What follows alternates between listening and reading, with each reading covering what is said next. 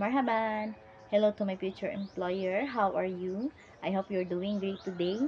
First of all, I would like to introduce myself. My name is Marilu Tahora.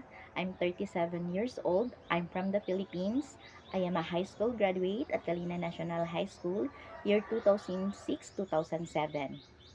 I have a 6 members in the family and I have 4 kids, ages 18 years old, 17 years old, 10 years old, and an 8 years old.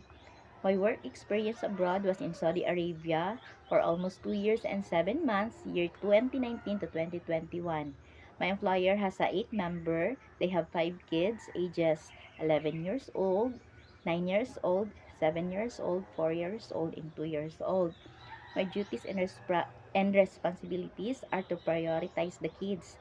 I am the one making their food and preparing their stuff before going to school.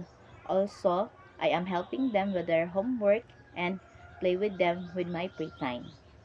Also, I am the one who is cleaning the house, doing the laundry, ironing, and cooking.